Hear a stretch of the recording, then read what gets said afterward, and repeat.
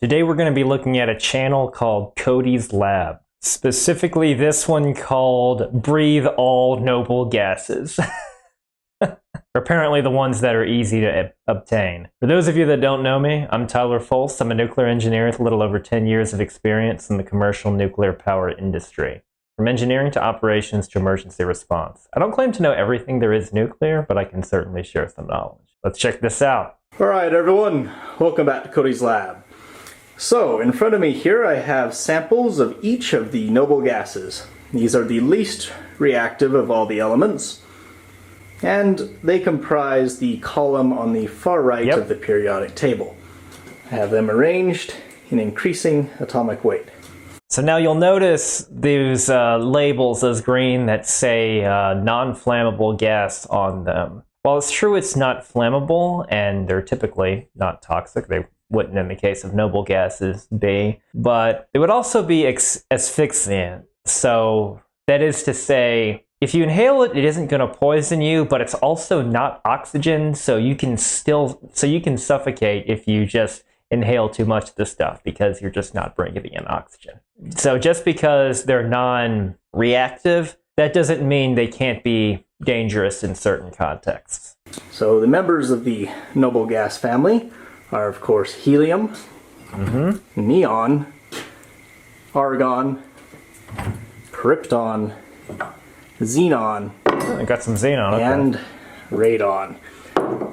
Now,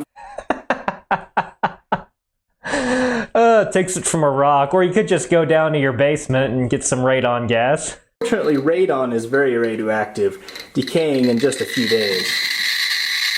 That is actually where you probably get more than half of your radiation dose is from radon. Or at least natural sources from minerals you find on Earth. Radon being the most radioactive one of those. That's why radon test kits exist, because it's just a purely natural part of our geologic processes we have on Earth. And test your homes, usually your basements, just because they're closer to being underground. Office buildings, they're typically tested routinely. So that's why you have these test kits, because it is a noble gas, and you're not gonna smell it, taste it, hear it, or anything like that. And the main concern, if you have elevated things of radon, this isn't going to be radioactivity levels that are going to give you acute respiratory sickness, the stuff that some of the first responders from Chernobyl got, but this could give you an increased risk of cancer over time if you're in an area with elevated amounts of radon.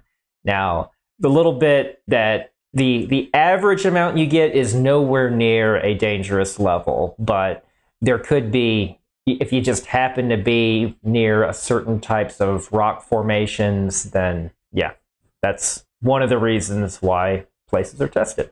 And so its sample is represented by this chunk of uranium ore, which has radon as part of its decay series. Yep, this is a very long decay series, by the way, lasts billions of years, but the Earth is billions of years old, so that's why you end up having stuff like radon. Radon comes from decay of, it is mainly uranium, but it'll also come from thorium as well, but typically not as much. And that isotope isn't as long-lived as this particular isotope is, on the order of several days as opposed to just several minutes. So, what am I going to do with all these? Well, it's gonna huff it. I have many things planned. Very low temperature coolant, balloons, neon lights, welding. I used xenon to make frobscottle. But I think today we're going to do something fun, and that is I'm going to breathe in all of these gases to see what it does to my voice. You may already know that helium causes your voice to go all high and squeaky. Alright, so as you can see, I have transferred the gases into balloons to make it a little bit easier to work with here. And we can also demonstrate a few other properties such as density. So the helium I've got weighed down with these magnets. You can see helium does take off and float. Yep, There's very much light. less dense than air. Neon is also less dense than air, but of course I do have this heavy clip on there, and there's not very much in this balloon, so it doesn't float, but you can see it is quite light. Argon is a little bit heavier. It feels like I just fill the balloon with air. Krypton is noticeably heavier. It feels heavy. It's got a little bit more inertia than the argon balloon. But the xenon, oh my gosh. It's like heavy balloon. It almost feels like it's attracted to the ground. It's just so heavy. Yeah, gravity. Yeah. Dribble it. It's interesting because as he did it, he went up into heaviness of the element. So it's kind of interesting how that checks out, because here we're just dealing with simple gases rather than alloys of any material. It's very intuitive for it to be done this way. Can't say I've ever blown all these up into balloons. Let's do the argon and xenon up high. You see, the xenon is much heavier and it falls much quicker. That's hilarious. So a quick word on safety. I definitely wouldn't recommend breathing in random gases on your own. The noble gases are very unreactive, and they all occur naturally in the air. Argon, for instance, is about 1% of the air's composition. But of course, helium and xenon are much more rare. The main concern with breathing in pure versions of these gases is they do not support respiration. They displace the oxygen and you can suffocate. Like I said earlier. There is one more concern, however, and that is, especially down here with xenon, maybe krypton, is they actually can dissolve into your blood and interact with your brain chemistry. Ooh. Has an anesthetic effect, very similar to nitrous oxide. Okay, yeah. Possibly a little bit more powerful. Laughing gas. Just in case, I do have Kangen hanging out nearby, and she can always call for help. That's good. It's always good to have a standby attendant or a safety watch when you're doing anything questionable or that that could put your own safety at risk. So it's good he has at least some level of caution. Someone to watch him huff in a bunch of random noble gas.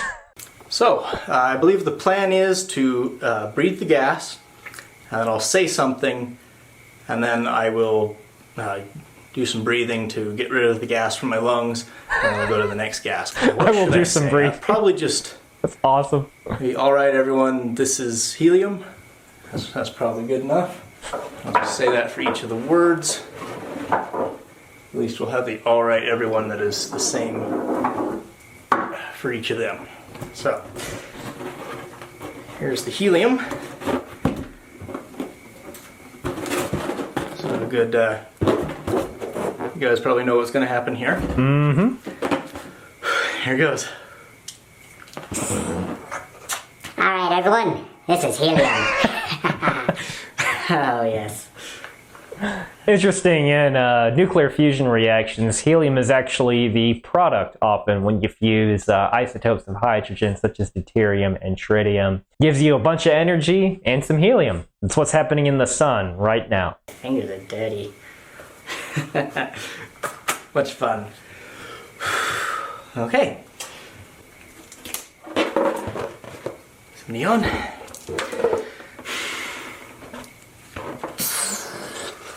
Alright, everyone, this is neon. So, Not as much. it is higher pitched than normal air, but not nearly so much as the helium. Okay. That makes sense, based on Started to density. get tunnel vision there. Of course, the rest of it could be different. So it definitely displaces the oxygen.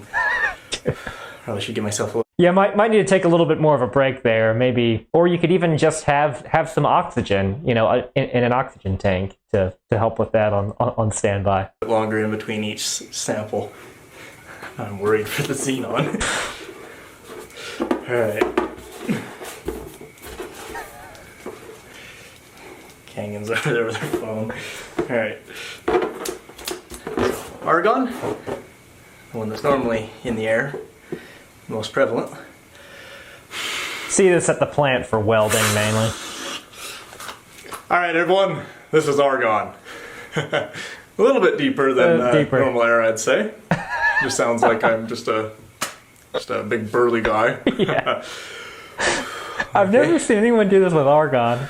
Get that out of my lungs so I can get some oxygen. Now for Krypton. It's gonna sound like Superman. Was Superman's homeworld named after Krypton, or was Krypton named after Superman's homeworld? You know. It's Put me in the kryptonite. comments. So, Bang. Krypton. I can read it. Oh, I can see it here. Green balloon. Yeah.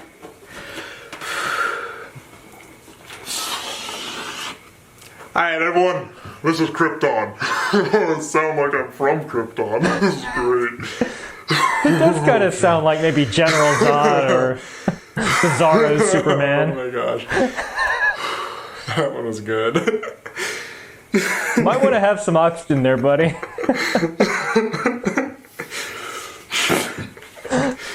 Okay. I could go fit over. Okay. My hands are. What's interesting is both Krypton and Xenon are often fission products in a nuclear power plant. So, and those are radioactive.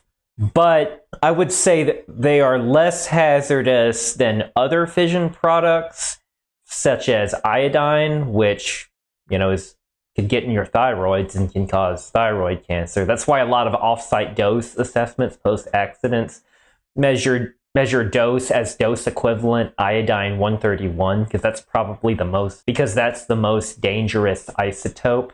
So it's a bit like using Hiroshima as a unit of measure for how powerful a nuclear weapon is. Except here we're just talking about dose.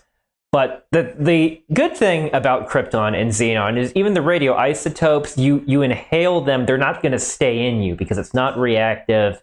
It's noble gas. You're just going to exhale it out, just like what he's doing right here, exhaling the noble gases out and replacing it with oxygen. That being said, that doesn't mean they're safe. We already talked about the simple asphyxiant aspect of them, but you're still going to get some internal dose. It's just not going to stay in you for a long time compared to iodine. So it is still absolutely a hazard that needs to be prepared for if you're going in a radiological controlled area with airborne radioactivity. It's briefed a little differently than other airborne sources, like airborne particulate matter that would get inside you and would continue to give you internal dose long after you're done. But it's still considered a radiological hazard if you're dealing with radioactive krypton or xenon. A little bit tingly from the Krypton, so I don't know if that's psychosomatic or what. So I might give myself a little bit longer before the xenon. Alright, it's time for the xenon. Here it comes. Here it goes.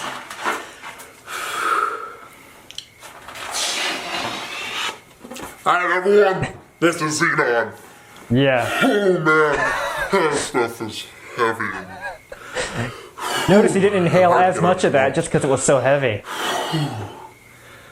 Oh, my ears are ringing. This guy's a trooper. Lips are all going numb. Dude. Yeah, that laughing gas I didn't effect. get all of it in. No, and Yeah, I'll save that for something else. Whew. That xenon hits you hard. yeah, I bet. I think that's the most I've ever had at once. Alright. Get that all sealed up.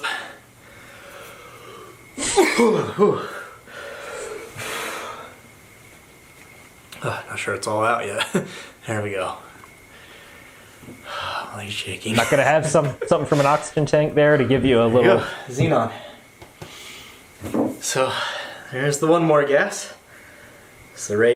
Is he gonna try to huff a rock? Oh no. On. So let's just get some of that now. Hi everyone, this is RADON. I mean, it's a little different considering it's already, mixed in with the oxygen, but I feel like I have to say, as a nuclear engineer, please don't sniff radioactive rocks. Not sure that was something that needed to be said, but yeah, don't do that. Well, a few atoms of it. Yeah. Certainly not enough to change my voice in any way. If I did have enough to alter my voice, the radioactivity of it would absolutely kill me. And I wouldn't live long enough to get cancer either.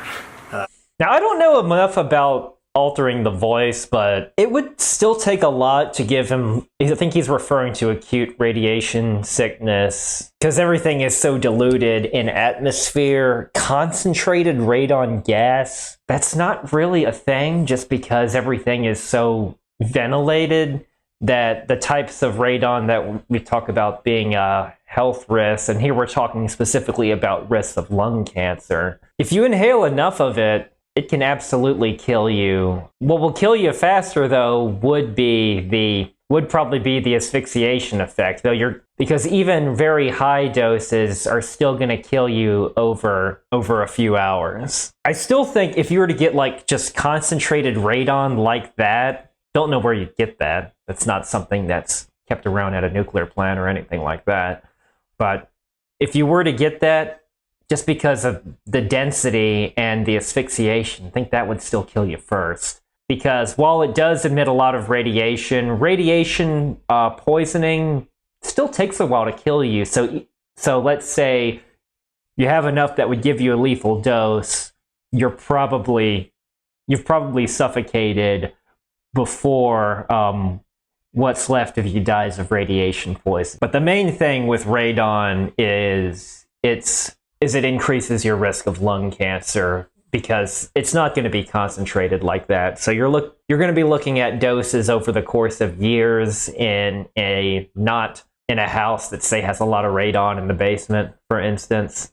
So again, it's important to test the house for radon. The increase in lung cancer from houses that have too much is not insignificant. It's about 10 to 15% in terms of cases of lung cancer that have something to do with radon. And you can get a test kit for like on the order of $30 and a few $100 if it's high, to basically put in a pipe to pop it out like a chimney, because it's mainly in enclosed areas where it's the hazard. Once it's in the atmosphere, it's going to be diffused to such a small concentration, it's not really going to be a hazard anymore. And it's one of those things that it varies quite a bit in localized areas what's safe and what isn't. So the point is, the safest thing to do would be just to test and put in a mitigation system if you need to.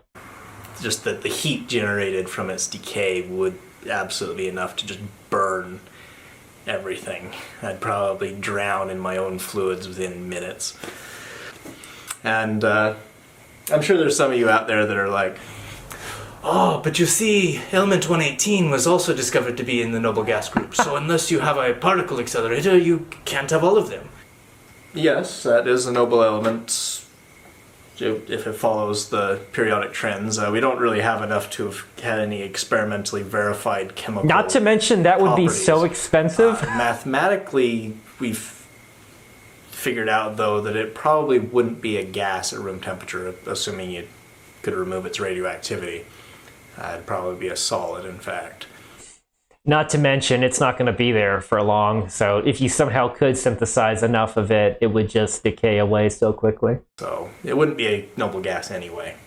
If you want to hear more about crazy elements like that, I did a reaction video series to the man who tried to fake an element, a guy in search of super heavy elements like element 118 and beyond. I'll pin that in a comment down below. So, there you go. If you did gather enough of it together, like a similar number of particles to what I had here with the other gases, and you didn't suppress its radioactivity somehow, just gather it all together in one spot, and you have a little, it's probably like a sugar cube in your hand, you'd probably look at it, and it would go away. Just see a flash of light and die. Its half-life is a few microseconds, I think. It would die. Got it. And the energy released would be well, it'd be an atomic bomb. It would form a mushroom cloud and everything. So... Not sure I buy that. Yes, it would release a lot of energy, though granted, if you had that much of it, it would certainly release a lot of energy. But these elements, like 118 and all that, they're so much heavier, and it's a completely different process than the fission reactions that would occur in an atomic bomb. Don't know the math off the top of my head on how much energy would it be released. Would it be comparable to the atomic bomb? Gut says no, but I'm willing to be proven wrong on something like that. I've never worked with super heavy elements or anything like that, but then again, the idea of getting something a sugar cube size of a super heavy is probably even more ridiculous than that, just because its half-lives wouldn't be that long. Just the amount of time it would take to accumulate something like that. If you could somehow put them in stasis and then get it to go, then maybe. But that would cause the idea of stopping a radioactivity. I'm not sure what that would do to our suspended bit of physics. So maybe it exploding it like an atomic bomb wouldn't be that weird. I don't know. This was crazy, but I really enjoyed watching this experiment. Thank you so much for the recommendation. Let me know if you want to see more of Cody's lab stuff. I think seems like another good source of education and hijinks. Thank you so much for watching. I'll see you next time.